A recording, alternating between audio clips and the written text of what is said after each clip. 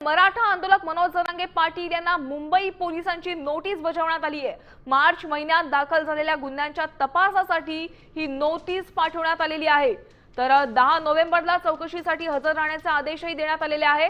मार्च आणि एप्रिलमध्ये मनोज जरांगे पाटील, वीरेंद्र पवार आणि आणखी काही सहकाऱ्यांवर मुंबईच्या आझाद मैदान पोलीस ठाण्यात गुन्हा दाखल करण्यात आला होता आणि या प्रकरणाचा तपास सध्या पोलीस करतात आणि या तपासाच्या अनुषंगाने तर चौकशी करण्यासाठी मनोज जरांगे पाटील आणि त्यांच्या सहकाऱ्यांना नोटीस बजावण्यात आली आहे। या नोटीसीत त्यांना 10 नोव्हेंबरला चौकशीसाठी हजर राहण्याचे आदेशही देण्यात आलेले आहेत।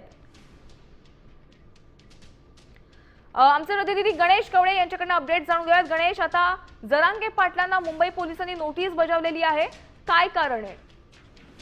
नक्कीच मराठा आंदोलन आहे ते आझाद मैदान या ठिकाणी पार पडलं होतं। मनोज जरांगे पाटील खरं तर आमरण उपोषणासाठी 5 दिवस सलग आंदोलन मुंबईमध्ये झालं होतं आणि याच पार्श्वभूमीवर खरं तर मुंबई पोलिसांच्या वतीने आहे ते मनोज जरांगे पाटील यांना ही नोटीस पाठवण्यात आलेली आहे। या सगळ्या संदर्भामध्ये गुन्हा देखील आहे तो दाखल करण्यात आला होता आणि याच्याच चौकशीसाठी मनोज जरांगे पाटील आणि त्यांच्याबरोबरचे 5 सहकारी आहेत यांना देखील आहे तो हा गुन्ह्यामध्ये आहे ते नोंद केलेली आहे आणि यांना देखील नोटीस पाठवून चौकशीसाठी बोलवण्यात आलेलं आहे। सोमवारी खरं तर या सगळ्यांना आहे ते 11 वाजता आझाद मैदान पोलीस स्थानकामध्ये हजर राहण्याचे आदेश आहे ते देण्यात आलेले आहे। त्यामुळे आता हे सगळे 6 जण आहेत ते सोमवारी हजर सविस्तर माहितीसाठी पाहतोय मुंबई पोलिसांनी मनोज जरांगे पाटलांना नोटीस बजावलेली आहे आणि 10 नोव्हेंबरला त्यांना चौकशीसाठी हजर राहण्याचे आदेश दिलेले आहेत।